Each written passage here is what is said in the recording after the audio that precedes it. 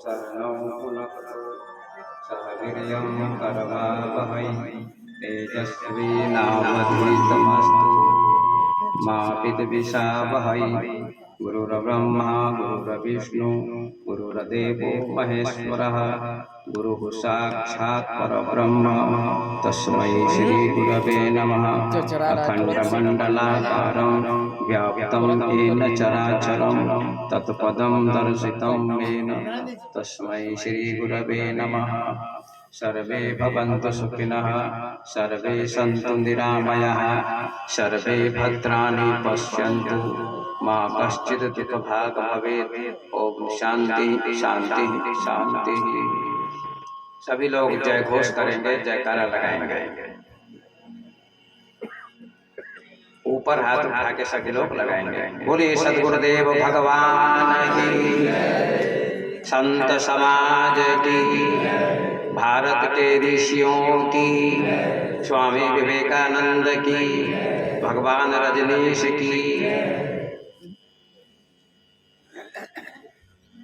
मंच पर उपस्थित बिशनपुर से आए हुए अद्वैत साहेब, हमारे संगीतज्ञ श्री पूजन जी तथा इनके साथीगण, चंदवारा से आए हुए भक्त प्रेमी सज्जनों, धर्मानुरागी बंधुओं, भक्ति स्वरूपा माता बहनों एवं बच्चों,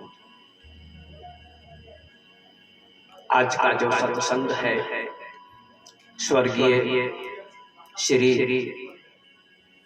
हरिहर पूर्वे जी की याद में, उनकी स्मृति में सत्संग का आयोजन किया गया है।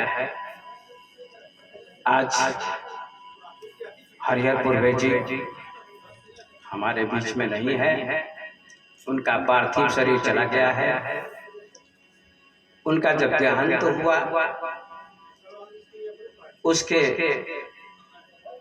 एक दिन पूर्व हमको पूर्वे जी से बात हुई और मैंने उनसे पूछा आप ठीक हैं? तो कहा ठीक हैं। और हमसे भी उन्होंने पूछा आपकी तबीयत कैसी है? मैंने भी कहा ठीक है। और मुझे कहीं जाना था कार्यक्रम में, कल होकर, उसी के कल होकर सुबह में सूचना मेरी फोन गया कि हमारे अद्वैत साहब जो बैठे हैं, इन्होंने फोन किया पहले कि पूर्वे जी का शरीर शांत हो गया, उनका शरीर छूट गया। उसके बाद विश्वनाथ जी ने फोन किया कि पूर्वे जी का शरीर छूट गया, रोशन आदि ने भी। तो सज्जनों, आज उनकी याद में ये सत्संग हो रहा है। देखिए, जिसका जन्म होता है उसकी मृत्यु होती है, और जिसकी मृत्यु होती है उसका जन्म होता है। ये सृष्टि का नियम है।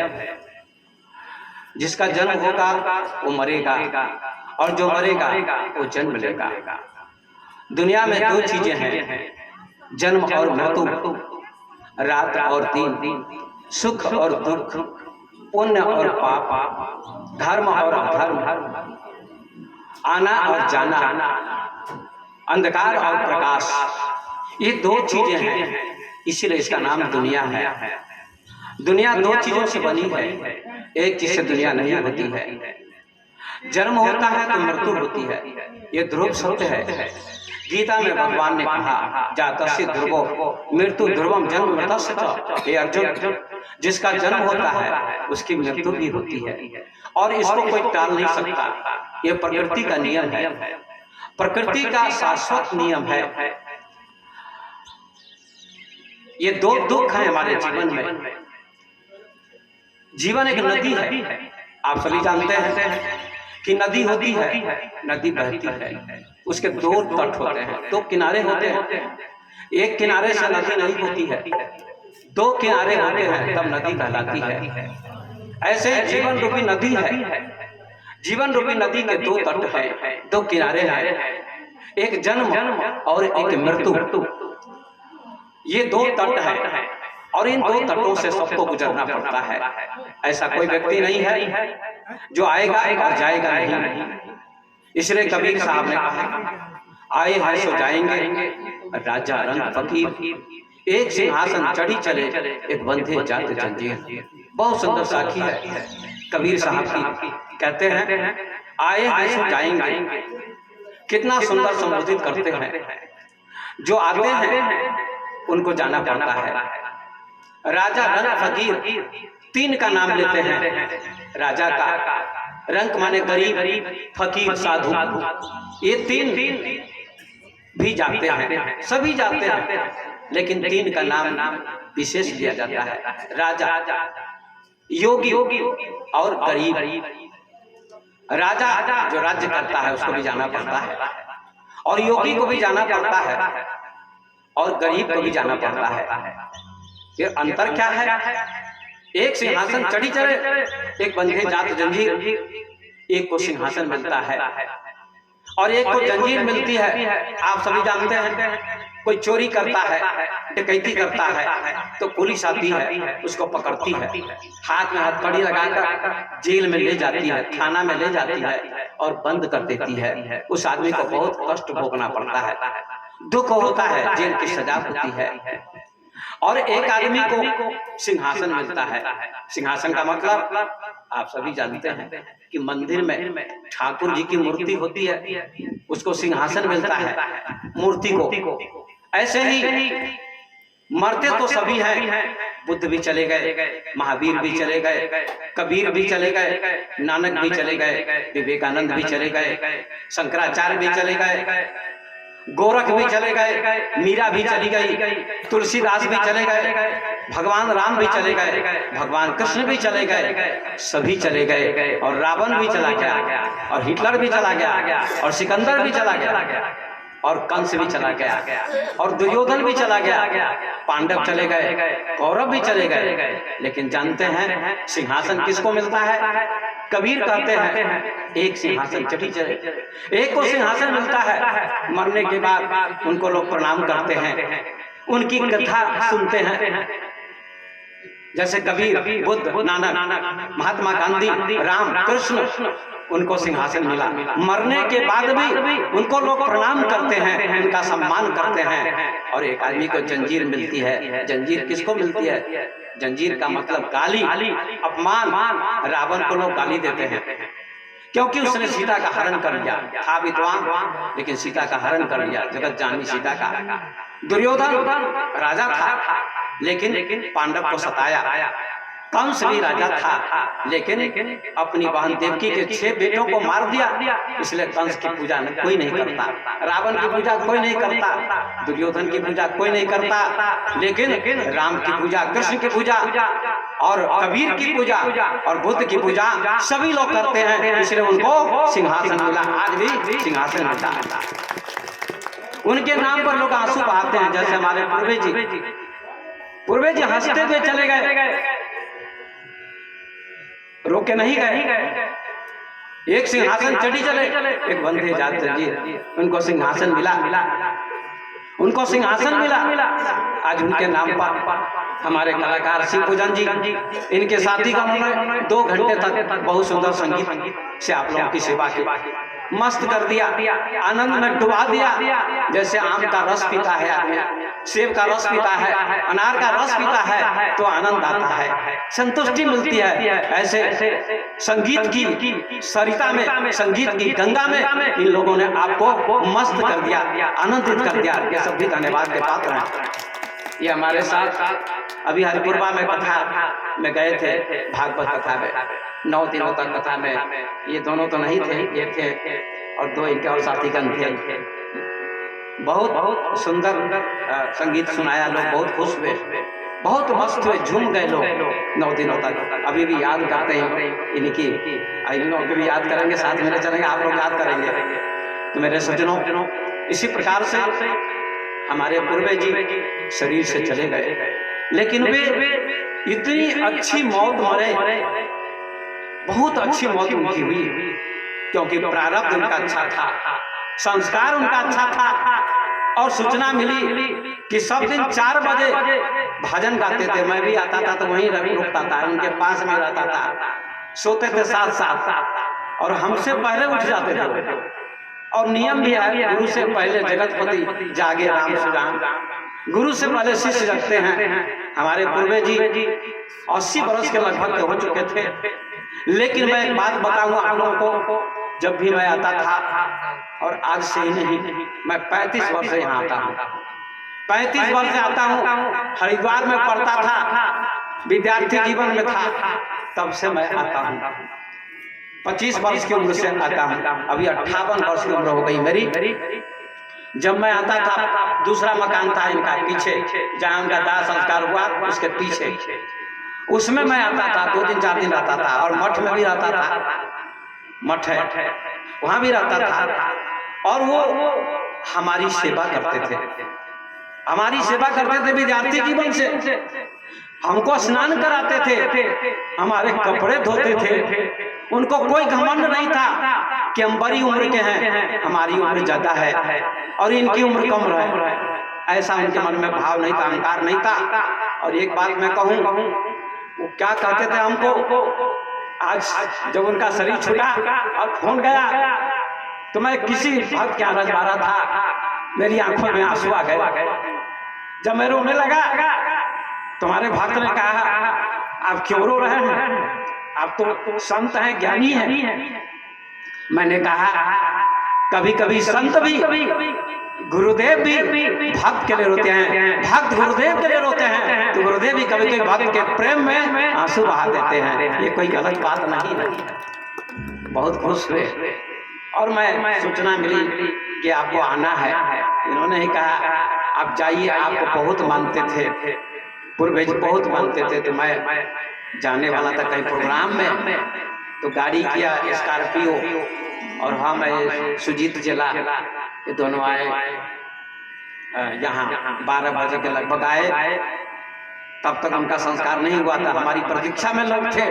आए तो उनका संस्कार किया गया।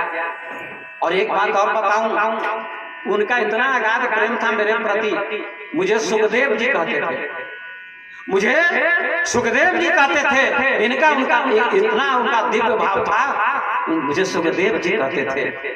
आप सुखदेव जी हैं, कितना सुंदर दिव्य भाव था। और मैं देख के जा रहा था, क्या मुझे जाने दीजिए, दर्शन कर लिया, मुझे जाने दीजिए। तो देवेंद्र राय जी, विश्वनाथ जी और कई लोगों ने कहा कि नहीं, आप शमशान घाट तक चलिए, आप शमशान घाट तक चलिए। मैंने कहा मैं शमशान घाट तक कभी नहीं गया हूँ। तो कहा चलना पड़ेगा, उनको कंठी माला आप दे दीजिए। यद्यपि मुझसे उन्होंने कंठी नहीं ली थी, किसी और से ली थी, शायद विजय बाबा को गुरु मानते थे, किसी को मानते थे, लेकिन मुझे भी गुरु से कम नहीं मानते थे। उनका इतना सुंदर भाव था, गुरु से कम उनका भाव नहीं था मेरे भाव, गुरु जैसा भाव था। तो मैं शमशान घाट में भी गया और उनको कंठी माला मैंने पहनाई। और मैं कहना चाहता हूँ कि मेरी माँ का देहांत हो गया, मैं साधु बन गया बचपन से, मेरी माँ का देहांत हो गया तो मैं शमशान घाट में नहीं गया, देखने केवल गया। मेरे पिता का देहांत हो गया तो मैं शमशान घाट में नहीं गया। लेकिन पूर्वे जी के साथ मेरा क्या संबंध था पता नहीं, किस जन्म का संबंध था कि मुझे शमशान घाट में जाना पड़ा उनके लिए। इतना दिव्य प्रेम था उनका मेरे भक्तों, इतना दिव्य प्रेम था। तो मैं गया, लोग कहते थे उधर गया तो आप शमशान घाट में भी गए, दाह संस्कार में गए। मैंने कहा मैं गया, मुझे लोग ले गए तो मैं गया, प्रेम बस गया। भगवान बुद्ध भी अपने पिता का दाह संस्कार करने के लिए गए थे। शंकराचार्य भी, उनकी माता का देहांत हो गया था तो अपने हाथ से संस्कार किया था माँ का।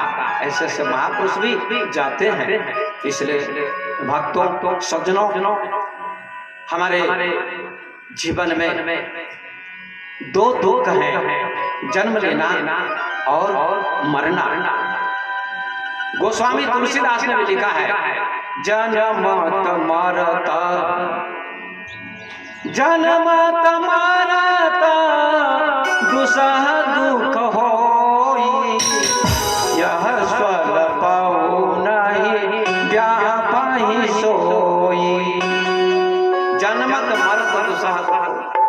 जन्म लेना और मरना, ये दो दुख है। फिर आप इन दो दुखों से बचने के लिए कहां जाएंगे? कहां जाना है? जन्मत मरद तो सहज कोई, यह सब कौन है व्याकुल सोई। इसका उत्तर कबीर साहब ने दिया। क्या दिया? कबीर कहते हैं, तेही साहब के लागम साखा, अदुई दुख में टिके हो हुस्ना था। उस साहब की शरण में जाओ, उस महापुरुष की शरण में जाओ, उस ज्ञानी की शरण में जाओ, जो तुमको दो दुखों से मुक्त कर दे। वो दो दुख कौन है? जन्म लेना और मरना। इन दो दुखों से जो मुक्त करा दे, उसका नाम सदगुरु होता है, उसका नाम गुरु होता है, उसका नाम महापुरुष होता है। ऐसे महापुरुष की शरण में हमारे पूर्वज जी थे और वो हंसते हुए दुनिया से चले गए। जो तुम आए जगत में, जगत हंसे तुम रोए, ऐसी करनी कर चलो, तुम हंसे जगत रोए। जो तुम आए जगत में, जगत हंसे तुम रोए। अगर जगत में बच्चा आता है, आप सभी जानते हैं, हर बच्चा जन्म लेता है तो रोता हुआ जन्म लेता है, हंसता हुआ जन्म नहीं लेता है। हर बच्चा रोता है। बहुत सुंदर बात कहते हैं कबीर, जो तुम आए जगत में, जगत हंसे तुम रोए। माँ बाप, पड़ोस के लोग, परिवार के लोग हंसते हैं, प्रसन्न होते हैं, आनंदित होते हैं, उत्सव मनाते कि हमारे घर में बेटे का जन्म हुआ है, बच्चे का जन्म हुआ है। लेकिन जो तुम आए जगत में, जगत हंसे तुम रोए, बच्चा रो रहा है, सब हंस रहे हैं। लेकिन ऐसा कर्म करके जाओ, महात्मा गांधी की तरह, कबीर की तरह, राम की तरह, कृष्ण की तरह, ध्रुव की तरह, प्रहलाद की तरह, मीरा की तरह, सबरी की तरह, ऐसा कर्म करके जाओ कि तुम हंसते हुए चले जाओ और तुम्हारे लिए पीछे दुनिया लोग रोए, याद करे। इसी का नाम है हंसते हुए जाना। हंसते हुए जाना इसी का नाम है। जो तुम आए जगत में, जगत हंसे तुम रोए, ऐसी करनी कर चलो, तुम हंसे जगत रोए। जाना तो पड़ेगा सबको। कबीर साहब ने एक भजन में कहा, आइए भजन को गा देते हैं, हमारे कलाकार भी हैं सभी लोग, तो उसके बाद फिर आगे व्याख्या करेंगे। क्या कहते हैं कबीर साहब? एक दिन जाना होगा जरूर, एक दिन जाना होगा जरूर।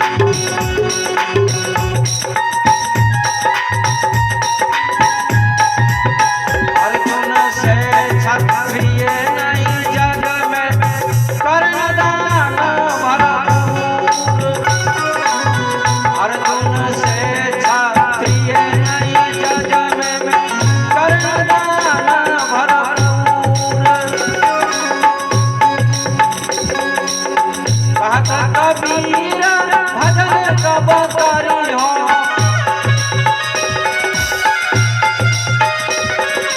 कहाँ का कबीर भजन कब करी हो, आधे काला जो जाना हो।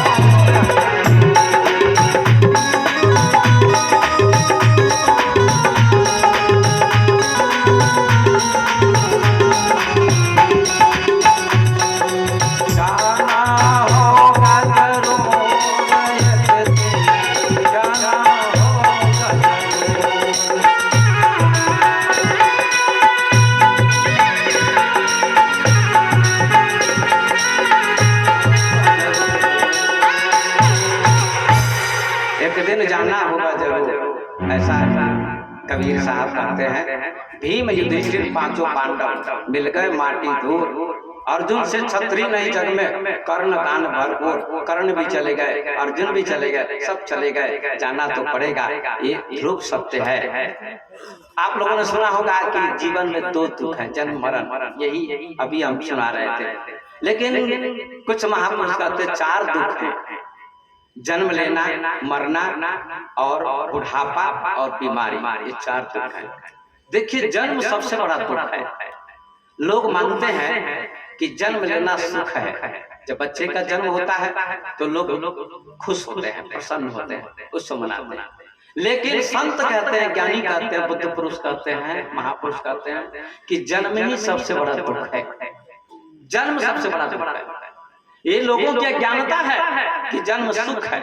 बेटे का जन्म होता है, बड़े खुश हो जाते हैं, माता पिता सब, लेकिन कोई नहीं कहता कि ये दुख है। इसलिए देहाती शब्द कहते लोग जन्मा शोक। क्या कहते लोग? जन्मा शोक। क्यों कहते हैं ऐसा? कभी चिंतन किया आप लोगों ने? पढ़े लिखे लोगों के घर में भी बच्चे का जन्म होता है, अनपढ़ के घर में, सबके घर में। लेकिन पढ़ा लिखा व्यक्ति भी नहीं सोचता है कि जन्मा शोक का क्या अर्थ होता है। पूछिए किसी व्यक्ति से कि जन्मा शोक का क्या अर्थ होता है, नहीं बता सकता। बीए किए हुआ, एमए किए हुआ, अच्छी डिग्री प्राप्त है, फिर भी नहीं इसका अर्थ बता पाया। सुनिएगा जरा, इसका अर्थ क्या है। बच्चे का जन्म होता है तो कोई अच्छा भी काम करता है, कोई उत्सव मनाता है तो कहते हैं नहीं करना चाहिए, ऐसा लोग कहते हैं। जन्मा शोक हुआ है। जन्मा शोक का मतलब होता है जन्म होते ही शोक शुरू हो जाता है। शोक माने शोक, जन्म ही शोक है। और आपको क्या करना है? अशोक होना है। उपनिषद कहता है, ऋषि कहते हैं, तरती शोकम आत्मविद, जो आत्मा को जान लेता है, परमात्मा को जान लेता है, अपने को जान लेता है, वो शोक से रहित हो जाता है, उसे शोक नहीं होता है। ज्ञानी को, ऋषि को शोक नहीं होता है। तो जन्मा शोक, जन्म लेते ही शोक शुरू हो जाता है। बच्चे को कोई दुख हो गया तो माँ बाप शोक में हो जाते हैं, बीमार हो जाता है तो शोक में हो जाते हैं, कभी जन्म लेते ही बच्चा मर जाता है तो शोक होता है। तो क्या हुआ? जन्म शोक हुआ कि नहीं? जन्म दुख है। क्यों? अगर जन्म नहीं होगा, मृत्यु कैसे आती है? लोग मृत्यु को बुरा कहते हैं। अभी हमारे शिव पूजन जी गा रहे थे बीच में कि तोरा संग में जाहिर है भंवर। जब आदमी मर जाता, भंवर कहते जीव को, भ्रमर है ना, कहते हैं। भ्रमर माने जीव। भंवरा कहा है? भंवरा कहा है? ये जीव भंवरा है। और जब मरता है तो इसके साथ कोई नहीं जाता है, न पत्नी जाती है, न बेटा जाता है, न भाई जाता है, न सगे संबंधी जाते हैं, न मोटरसाइकिल जाती है, न कार जाती है, न मकान जाता है, न दुकान जाती है, कुछ भी नहीं जाता है। जीव अकेला जाता है। वही तो कह रहे हैं कि तोरा संग में जाहिर भंवर। बहुत सुंदर बात कबीर कहते हैं, कबीर की बातें। तो जन्म शोक है, जन्म दुख है। अगर जन्म नहीं होगा तो मृत्यु नहीं होगी। मृत्यु को लोग दुख मानते हैं, मृत्यु में रोते हैं और जन्म में हंसते हैं। लेकिन कुछ महापुरुष मृत्यु में भी हंसते हैं, मृत्यु में भी उत्सव मनाते हैं। कबीर साहब कहते हैं कि जा मरने से जग डरे, मेरे मन आनंद, कब मरियो कब पाइयो पूरन परमानंद। जिस मृत्यु से दुनिया डरती है उससे मैं नहीं डरता हूँ, क्योंकि मृत्यु किसकी होती है? मृत्यु शरीर की होती है, आत्मा की नहीं होती है। शरीर को मृत्यु छीन लेती है। पुलिस किसको पकड़ के ले जाती है? जो बदमाश होता है उसको पकड़ के ले जाती है, सबको पकड़ के नहीं ले जाती है। मौत किसको ले जाती है? शरीर को ले जाती है, आत्मा को नहीं ले जाती है। फिर ज्ञानी लोग नहीं डरते, इसलिए कबीर साहब कहते हैं, जा मरने से जग डरे मेरे मन आनंद, कब मरी हो कब पाई हो पूरन परमानंद। मैं मृत्यु का स्वागत करता हूँ, मौत का स्वागत करता हूँ, कबीर साहब कहते हैं। डरते नहीं, इसलिए जन्म भी दुख है, याद रखिए। जन्म होगा तभी ना बचपन आएगा, तभी ना जवानी आएगी, तभी ना रोग आएगा, तभी ना बुढ़ापा आएगा। जन्म होगा ही नहीं तो रोग आएगा कहाँ से? बुढ़ापा आएगा कहाँ से? बीमारी होगी कहाँ से? इसलिए जन्म ही दुख का कारण है। पहला दुख का कारण जन्म है। जन्म ही मौत को बुला के लाता है। हमको बुला के कौन लाए? हम लोगों को रोशन के परिवार के लोग, हमको ये लोग बुला के लाए, हम लोगों को, संतों को, भक्तों को। ऐसे मृत्यु को कौन बुलाता है? जन्म बुलाता है। इसलिए दोनों से छूटना है, जन्म से भी और मृत्यु से भी छूटना है। और जन्म मृत्यु से छूट जाएंगे तो बुढ़ापा भी नहीं आएगा, बुढ़ापा भी नहीं आएगा, रोग भी नहीं आएगा। इसीलिए बुद्ध ने 3 दृश्यों को देखा था। बुद्ध को वैराग्य हुआ। हम लोग वैराग्य प्राप्त करना चाहते हैं, हम लोग छूटना चाहते हैं दुख से। हर आदमी छूटना चाहता है। जेल में कोई आदमी है, जेल से छूटना चाहता है। ऐसे ही दुख क्या है? जेल है। शरीर भी जेल है, संसार जेल है, आवागमन जेल है, आना और जाना क्या है? जेल है।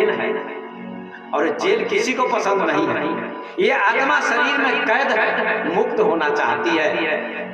और जो व्यक्ति भजन करके, भक्ति करके, सत्संग करके, आत्मा को जानकर इस संसार से जाता है, वो इस संसार में फिर नहीं आता है, वही मुक्त होता है, उसी को मुक्त कहते हैं। इसलिए जन्म पहला दुख है, मृत्यु दूसरा दुख, और बीमारी तीसरा दुख, बुढ़ापा चौथा दुख। ये 4 दुख है। बुद्ध जी देखते जा रहे थे, कहीं मरा हुआ व्यक्ति था, उसको लोग ले जा रहे थे। 4 आदमी कंधे पर ले जा रहे थे, सभी शोक में थे। राम नाम शब्द है, सबकी यही कहते लोग बोलते थे। मर जाता है तो लोग यही कहते हैं, लेकिन राम नाम को मरा हुआ व्यक्ति क्या जानेगा? जो जिंदा है, चलाने जा रहे वही तो कर है। राम नाम सत्य है, सबकी यही कहते हैं। जीवन में ही राम नाम को जान लीजिए। राम को, राम माने आत्मा, राम माने सत्य, राम माने ईश्वर, उसका नाम है राम। उसको जान, राम नाम सत्य है, सबकी यही तथ्य है। बुद्ध जी पूछते, उनका नाम सिद्धार्थ था। ये आदमी कैसा है? लेटा हुआ है, 4 आदमी ले जा रहे हैं, इसको क्या हो गया है? मृतक की अर्थी को, मरे हुए व्यक्ति को कभी नहीं देखे थे बुद्ध। तो उनके साथी ने कहा, ये व्यक्ति मर गया।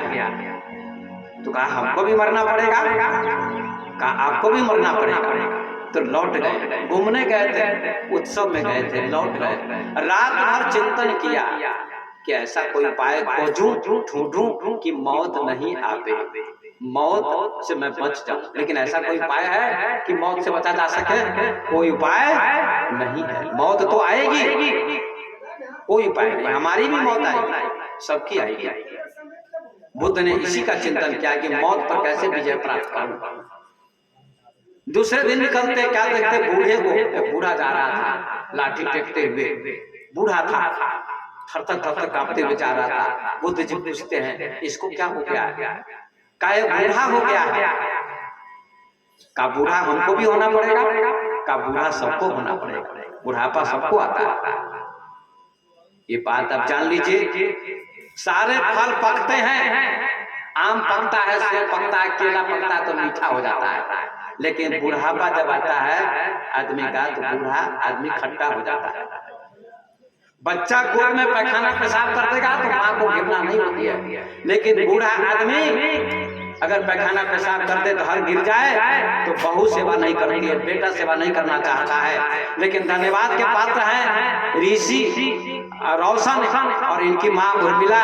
इन लोगों ने पूर्वे जी की पूरी सेवा की जीवन भर और बेड़ा पार लगा दिया पूर्वे जी का, और सेवा चलते फिरते शरीर का चला गया। धर नहीं गिरा, शरीर नहीं गिरा, कष्ट नहीं हुआ, प्रारब्ध अच्छा था। बड़ी सेवा की है इन लोगों ने, बड़ी अच्छी भावना इन लोगों की है। रोशन की, इनकी माँ की, सब परिवार की अच्छी भावना है। पूरी जिंदगी निर्वाह कर दिया पूर्व जी का। इसलिए ये लोग भी बहुत बहुत धन्यवाद के पात्र हैं, बहुत सेवा की है। तो बुद्ध जी कहते हैं बुढ़ापा मुझे भी आएगा, ऐसा उपाय करूंगा कि बुढ़ापा नहीं आए, लेकिन बुढ़ापा तो आएगा। चले गए, रात में चिंतन किया, रात में आंख बंद करके कि बुढ़ापा नहीं आने दूंगा, बुढ़ापा नहीं आने दूंगा, नहीं आने दूंगा, लेकिन कोई उपाय नहीं मिला। आज विज्ञान बहुत चरम सीमा पर पहुंच चुका है।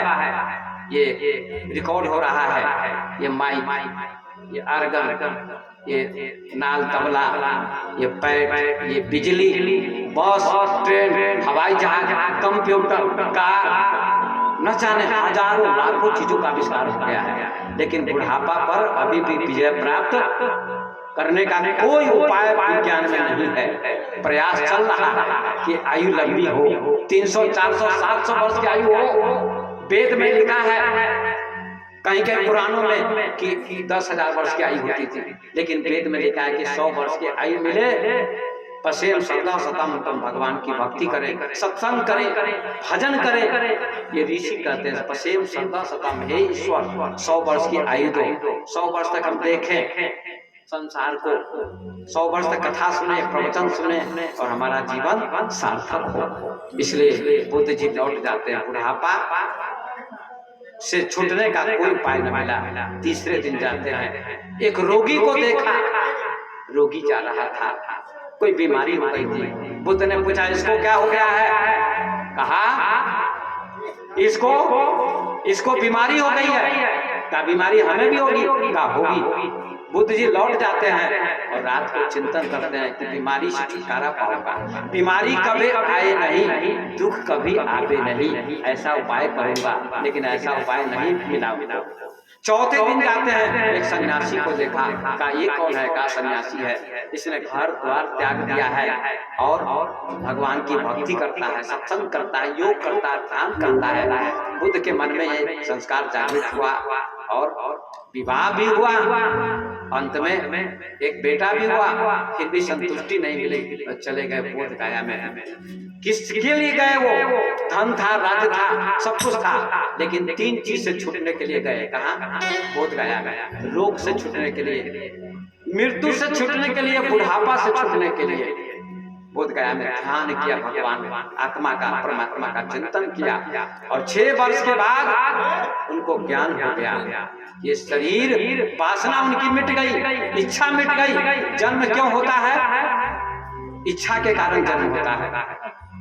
इच्छा मिट जाएगी तो जन्म नहीं होगा। इसलिए कबीर साहब कहते हैं माया मरी न मन हुआ, मरी मरी गया शरीर, आशा तृष्णा न हुई, कह गए संत कबीर।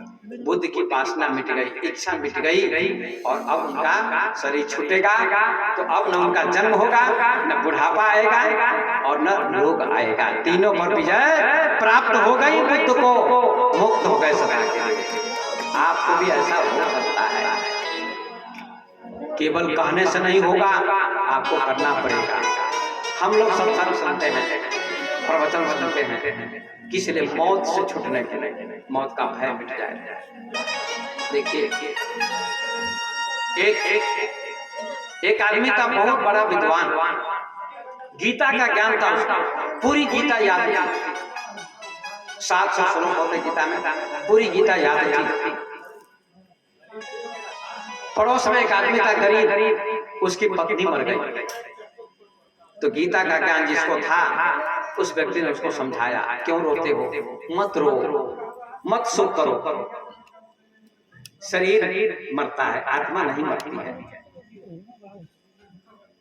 गीता में भगवान कहते हैं जैसे मनुष्य पुराने कपड़े को छोड़कर नए कपड़े को धारण करता है, ऐसे ही आत्मा भी इस शरीर को छोड़ देती है और दूसरे शरीर में प्रवेश कर जाती है। गीता का ज्ञान था, जिसकी पत्नी मर गई पड़ोस में, जो व्यक्ति था उसको समझाता है, शोक मत करो, मोह मत करो, लोग समझाते हैं ना, फिर सांत्वना देते हैं, तो व्यक्ति को थोड़ी शांति मिली, सांत्वना मिली, चुप हो गया। जिसकी पत्नी मरी थी वो चुप हो गया,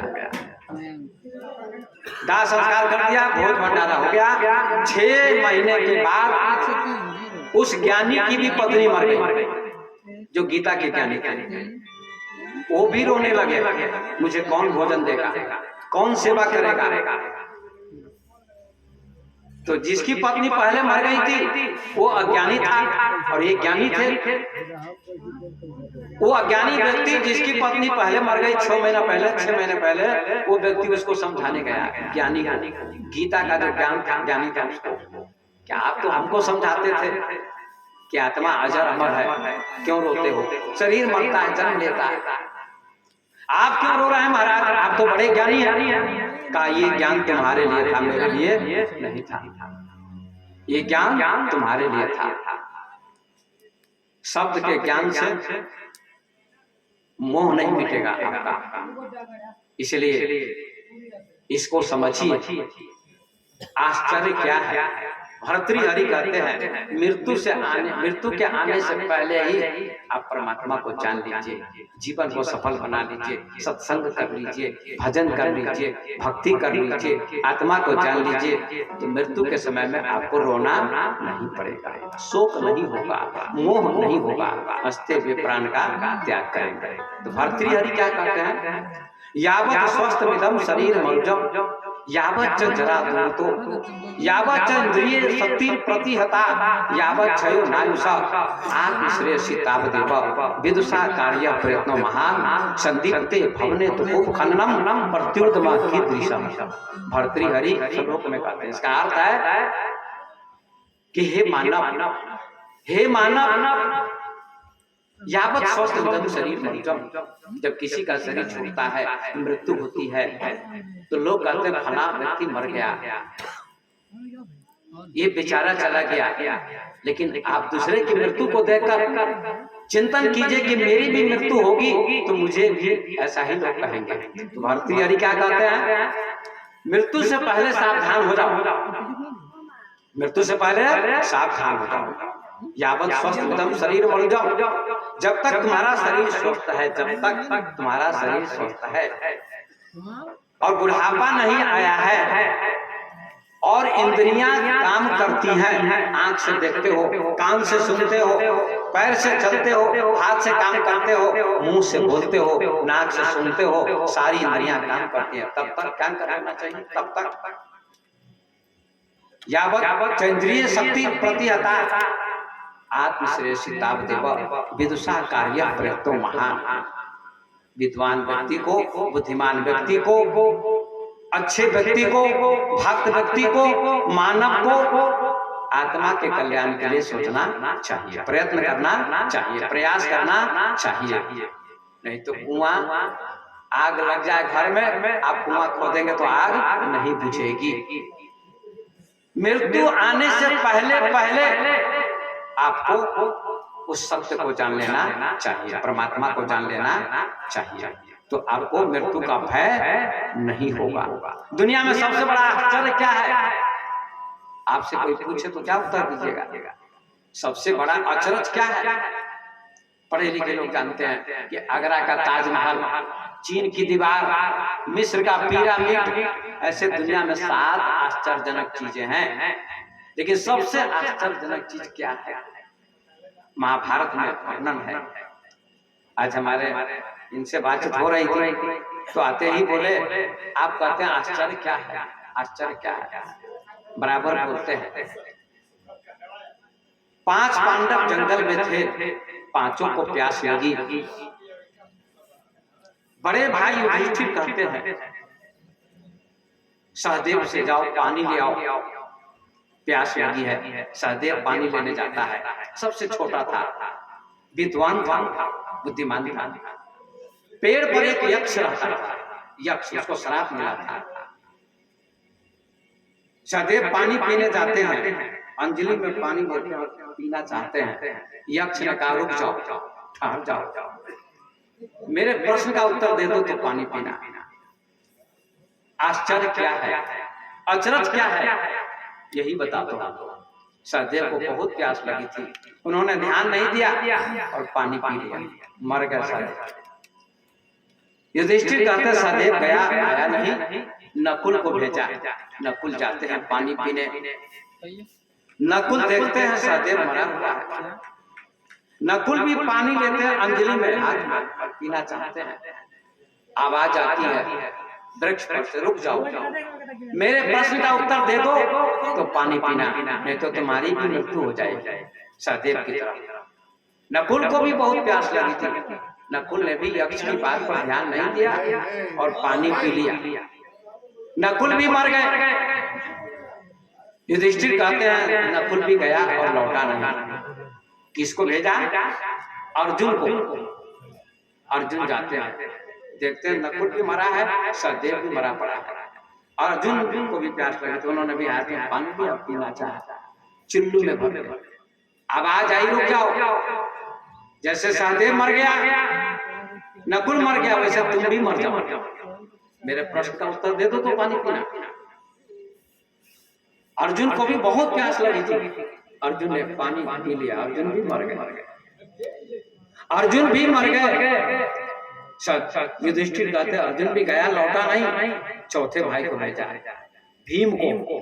भीम जाते हैं, देखते हैं तीनों भाई मरे पड़े हैं, उनको भी प्यास लगी थी, उन्होंने भी पानी लिया और पीना चाहा। आवाज आई रुक जाओ, नहीं तो मर जाओगे, जैसे तीन भाई मर गए ऐसे तुम भी मर जाओगे।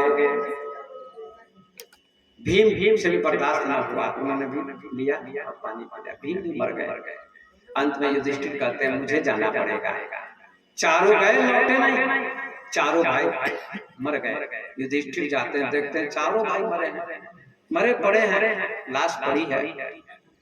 युधिष्ठिर भी पानी लेते हैं हाथ में, अंजलि में, चुल्लू में, और पीना चाहते हैं। आवाज आती रुक जाओ, जैसे चार भाई मारे गए, प्रश्न का उत्तर नहीं दिया, तुम भी नहीं उत्तर दोगे तो तुम भी मर जाओगे, मेरे प्रश्न का उत्तर दे दो तो पानी पीना। युधिष्ठिर रुक गए, नहीं पानी पानी। युधिष्ठिर ने कहा आप बोलिए आपका प्रश्न क्या है, आप कौन है? तो कहा मैं यक्ष हूं, मुझे श्राप मिला है, आप मेरे प्रश्न का उत्तर दे दीजिएगा तो मैं श्राप से मुक्त हो जाऊंगा। कहा ठीक है, बोलिए आपका उत्तर प्रश्न क्या है? तो यक्ष कहता है आश्चर्य क्या है, अचरज क्या है? युधिष्ठिर जी कहते हैं अहन्यहनि भूतानि गच्छन्ति यह यमालयम् अपरे स्थातुम् इच्छन्ति किम आश्चर्यमतः परम्। हे यक्ष, प्रतिदिन लोग मरते हैं, रोज मरते हैं, लेकिन बाकी लोग सोचते हैं हम अभी जीवित हैं, हम नहीं मरेंगे, यही सोचते हैं लोग। ये मर गया, मैं अभी जीवित हूं, यही आश्चर्य है। हर आदमी मर रहा है प्रतिपल, जब जन्म लेता है तभी मरना शुरू हो जाता है। ये मत सोचिए 75 वर्ष में मृत्यु होगी, 100 वर्ष में मृत्यु होगी, जब जन्म लेता है तो मरना शुरू हो जाता है। बच्चा 1 साल का हुआ, 1 साल मर गया, 2 साल का हुआ, 2 साल मर गया, 10 साल का हुआ, 10 साल मर गया, और धीरे धीरे उम्र कम होती जाती है। लोग कहते हैं मेरा बेटा बढ़ रहा है, मेरा बेटा 20 साल का हो गया, तो बढ़ नहीं रहा है, घट रहा है। शरीर बढ़ रहा है, आयु घट रही है, आयु घट रही है। कबीर साहब ने कहा बाल कुमार युवा जुरा चारी अवस्था आए, जस मुसबा के तके बिलैया असयम घात लगाए। हमारी जिंदगी कैसी है, आपकी जिंदगी कैसी है, आपकी आयु कैसी है, आपका जीवन कैसा है, मेरा जीवन कैसा है। आज पूर्वे जी चले गए, उनकी याद में सत्संग हो रहा है, एक दिन हम भी चले जाएंगे। तो कबीर साहब क्या कहते हैं, शरीर की 4 अवस्थाएं होती हैं। बाल अवस्था, 5 वर्ष की अवस्था को बाल अवस्था कहते हैं, 14 वर्ष की अवस्था को किशोर अवस्था कहते हैं, किशोर अवस्था, और फिर 25 वर्ष की अवस्था को युवा अवस्था कहते हैं।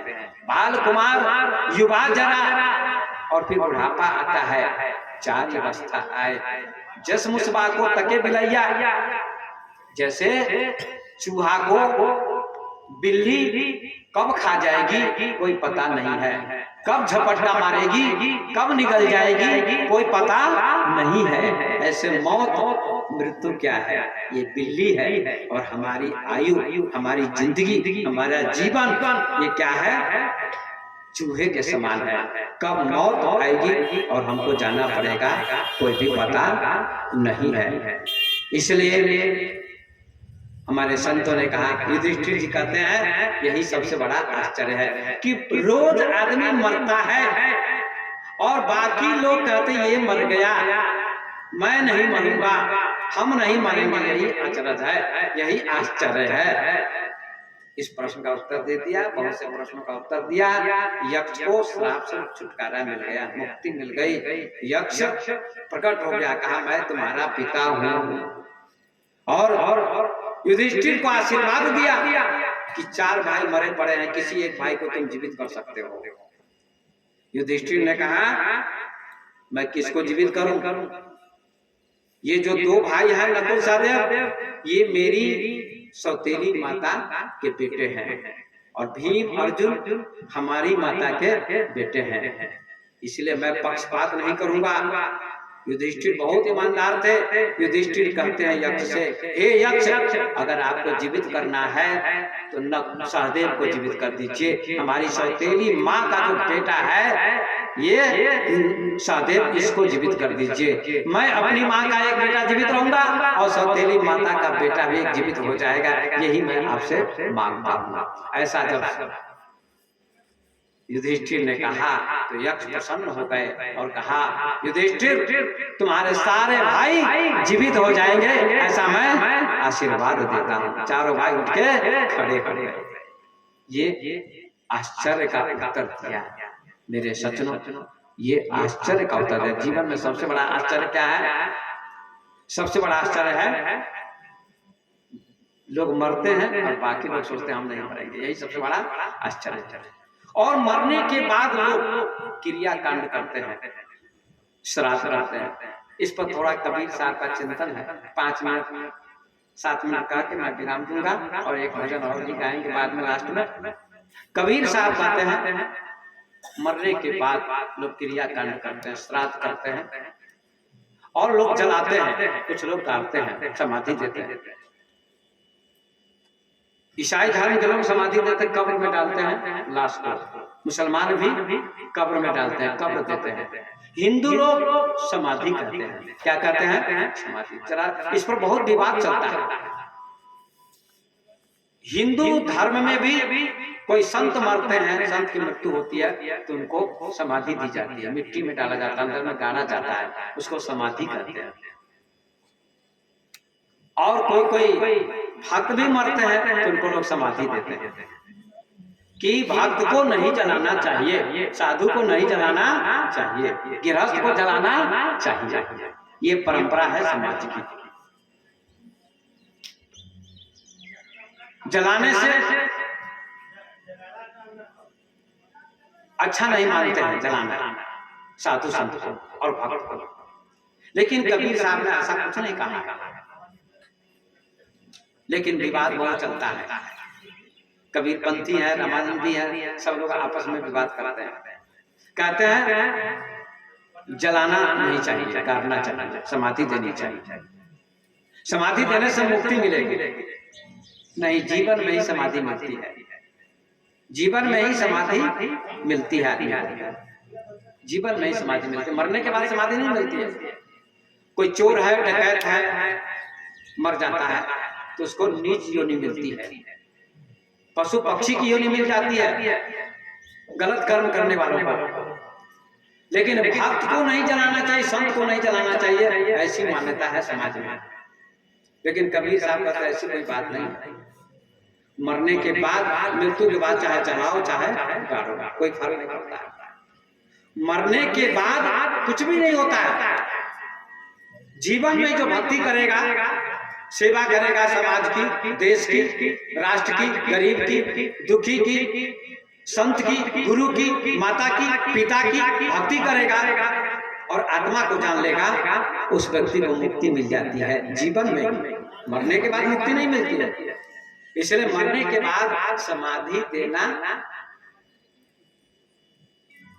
ये परंपरा है। कबीर साहब क्या कहते हैं, बीजक में सुन लीजिए, मरियो रेतन क्या ले करियो, प्राण छुटे बाहर ले धरियो, काय विगुर्जन अनबन भांति, कोई जारे कोई गारे माटी, हिंदू ले जारे तुरुक ले गारे, ये भी दोनों अंत घर छारे, कर्म फांस जाल पसारा, जो धीमर मछली कहीं मारा, राम बिना नर हुई हो कैसा, बाट माज गोबरौरा जैसा, कहे कबीर पाछे पछतई हो, या घर से जब वाघर चाहिए। क्या कहते हैं कबीर? कबीर साहब कहते हैं कि मरियो रेतन काले करे, मरने के बाद आप क्या करते हैं? प्राण छूट जाते हैं।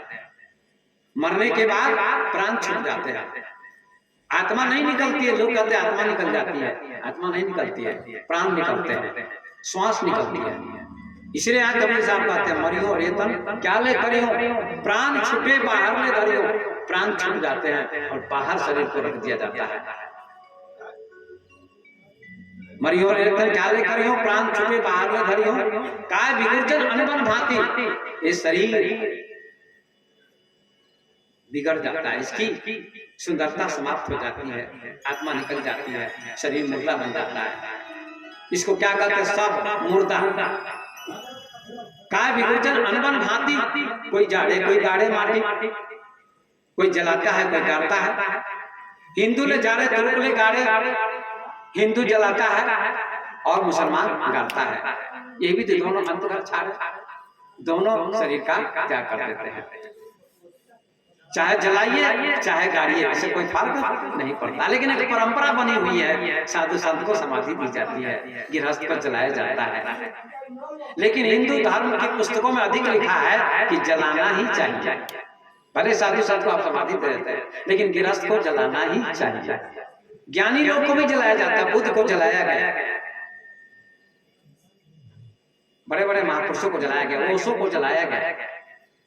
कहते जलाने से मोह समाप्त हो जाता है, जलाने से मोह समाप्त हो जाता है, इसलिए दाह संस्कार किया जाता है। कोई जाड़े कोई गाड़े माटी, हिंदू ले जाड़े तुरुक ले गाड़े, ये भी तो दोनों अंत घर छाड़े। राम बिना नर हुई हो कैसा, राम माने आत्मा के बिना, परमात्मा के बिना आदमी कैसा हो जाएगा। बाट माज गोबरौरा जैसा, रास्ते में गोबर का कीड़ा चलता है, उसको गोबरौरा कहते हैं।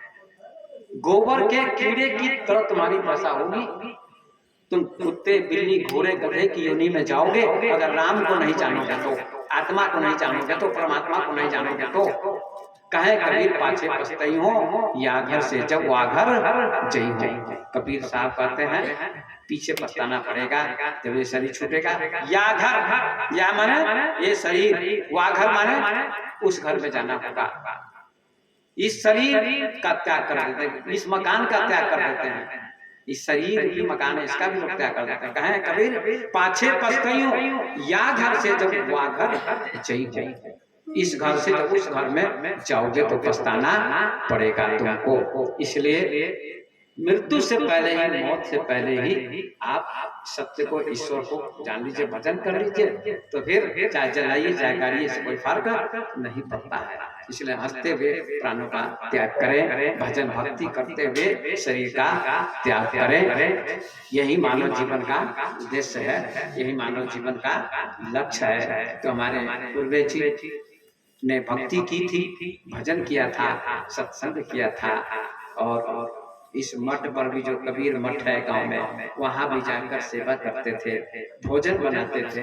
ये उनका नियम था, संतों की सेवा करना और भक्ति करना, भजन करना, योग भी करते थे। अच्छे कर्म थे उनके, तो उन्होंने शरीर का त्याग किया, अच्छी तरह त्याग किया। प्रारब्ध बहुत अच्छा था। हंसते हुए कौन जाता है, रोते हुए कौन जाता है। एक छोटी सी कहानी है कि एक आदमी डाकू था। देखिए कबीर साहब ने एक भजन में कहा है कि शरीर क्या है, चादर। ये शरीर क्या है, चादर। ये शरीर चादर है। जैसे हम चादर खरीद के लाते हैं और ओढ़ते हैं, धीरे धीरे चादर गंदी हो जाती है। उस चादर को हम लोग साफ करते हैं, किससे? साबुन और पानी से। ऐसे शरीर क्या है, चादर है। कबीर साहब ने चादर की उपमा देते हुए शरीर को संबोधित किया, समाज को संबोधित किया। ये शरीर जो तुम्हें मिला है ये चादर के समान मिला है, इसको गंदा मत करो। तो उन्होंने क्या कहा, चदरिया झीनी रे झीनी, ये भजन में कहा, बहुत सुंदर है। चदरिया झीनी रे झीनी, राम नाम रस, राम नाम रस बिनी चदरिया झीनी रे झीनी, राम नाम रस बिनी चदरिया झीनी रे झीनी।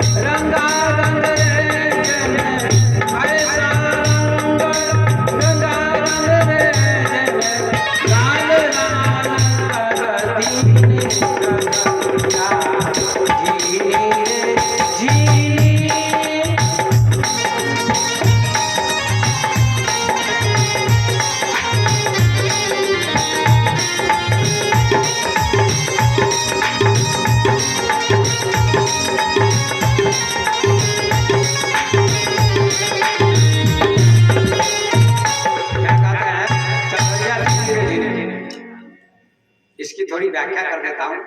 ये चादर जो बहुत झीनी है, झीनी का मतलब महीन। ये शरीर की चादर नहीं, मन रूपी चादर, क्योंकि शरीर मिलता है मन से, शरीर मन से मिलता है। मन बीज है और शरीर क्या है, वृक्ष है। इस मन को कोई कोई समझता है। चदरिया झीनी रे झीनी, अष्टकमल का चरखा बनाया है। शरीर के अंदर इसमें 7 चक्र होते हैं, लेकिन कबीर साहब कहते 8 चक्र हैं। अष्टकमल का चरखा बनाया, 5 तत्व की पूरी, 5 तत्व होते हैं, 5 तत्वों से शरीर बना है। 9-10 मास बुनने को लागे, 9 महीने लगते हैं बुनने में, तैयार होने में, और शरीर बाहर निकलता माँ के गर्भ से। ये कहते हैं जब मोरी चादर बनकर आई रंग रेज को दीनी। रंग रेज कौन है? संत महात्मा ज्ञानी, ज्ञानी के पास लोग जाते हैं। रंग रेज को दीनी, ऐसा रंग रंगा रंग रेज, ऐसा रंग रंगते हैं, ऐसे रंग में, ऐसा रंग कौन? भक्ति का रंग, ज्ञान का रंग, सत्संग का रंग चढ़ाते हैं इस जीवन में। ऐसा रंग रंगा रंगा जने लाल लाल कर देनी चदरिया झीनी रे झीनी। जीवन लाल बन जाता। लाल माने आनंद, प्रसन्नता, खुशी जीवन में आती है। इसलिए चादर को गंदा नहीं करना चाहिए, लेकिन लोग गंदा कर देते हैं। किसमें? चोरी में, डकैती में, झूठ में, छल में, कपट में, इसमें चादर गंदी हो जाती है। तो कबीर साहब कहते हैं इस चादर को गंदा मत करो। अभी चादर को कैसे ओढ़ना चाहिए? तो इस पर कहते हैं चादर ओढ़ शंका मत करियो, ये 2 दिन तुमको दी।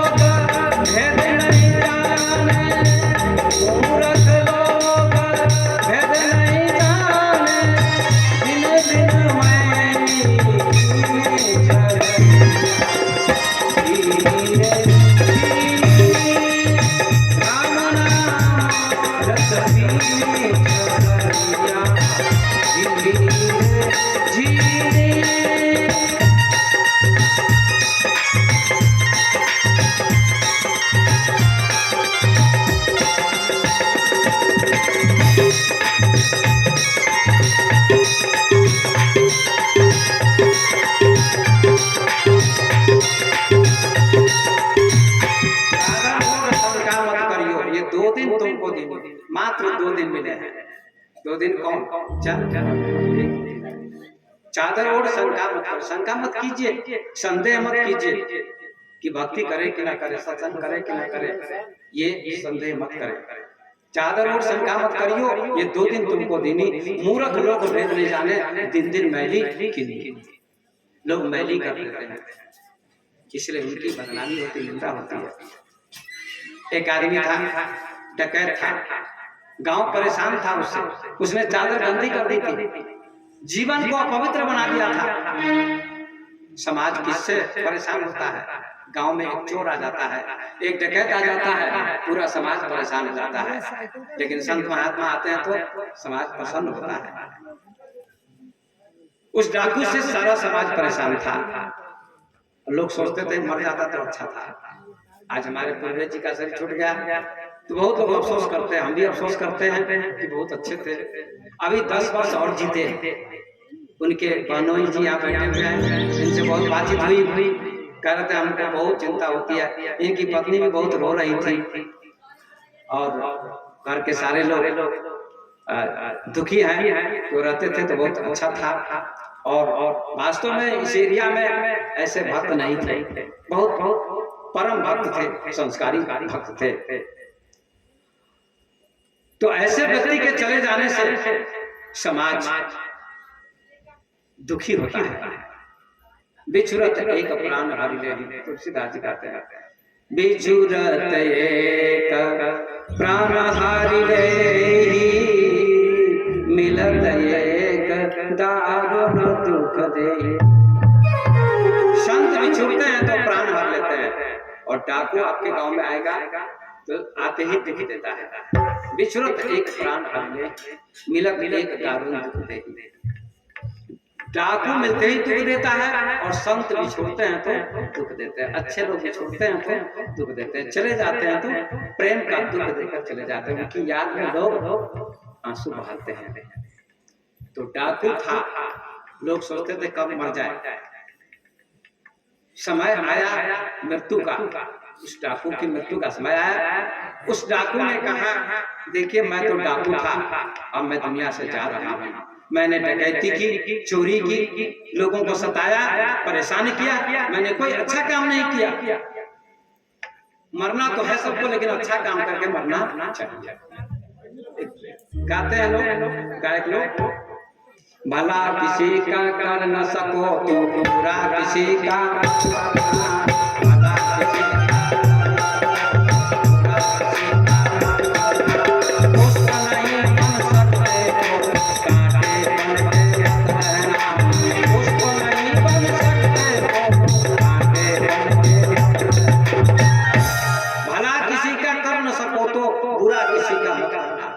भला नहीं करते हो तो बन सकते तो कांटे बन के मत रहना, हो सके तो फूल बनो, कांटा बनने का प्रयास मत करो। वो मरने लगा तो लोगों से कहा मैं मर जाऊंगा तो मेरे मुंह में डंडा आप कर दीजिएगा, डंडा कर देंगे ताकि मेरी पहचान होगी कि ये डाकू था, मर गया। लोगों ने कहा इसकी बात का पालन करना चाहिए, तो उसके मुंह में एक डंडा कर दिया, एक हाथ का 2 हाथ का डंडा कर दिया, उसको अर्थी पर लिटाया, कफन उड़ाया, रस्सी से बांधा और 4 आदमी कंधे पर लेके चले, लेके जा रहे थे शमशान घाट की ओर। तो रास्ते में थाना पड़ा, पुलिस चौकी उसको बोलते हैं। तो दारोगा ने देखा ऐसी लाश, ऐसा सब तो कभी नहीं देखा गया था, ऐसी लाश, ऐसा मुर्गा हमने कभी नहीं देखा था। उठी हुई अर्थी का नीचे रखो, अर्थी दारोगा जी ने कहा, अर्थी नीचे रखी गई, कहा कफन हटाइए, कफन हटाया गया, उसके मुंह में डंडा था। तो दारोगा जी ने कहा आप लोगों ने इसको डंडा करके मार दिया, मुंह में डंडा घुसेड़ दिया। लोगों ने कहा नहीं, हम लोगों ने इसके मुंह में डंडा नहीं घुसेड़ा, इसने खुद कहा था, स्वयं कहा था कि मैं डाकू हूं, मर जाऊंगा तो मेरे मुंह में आप लोग डंडा कर दीजिएगा ताकि मेरी पहचान होगी कि ये डाकू था। इसलिए हम लोगों ने इसकी बात का पालन किया है, हम लोगों ने इसके मुंह में जबरदस्ती डंडा नहीं किया है। दारोगा जी ने कहा हमने तो देखा नहीं, हमने सुना नहीं, इसलिए मैं नहीं मानूंगा, सबको जेल की सजा होगी, सबको जेल में बंद कर दिया जाए, थाना में बंद कर दिया।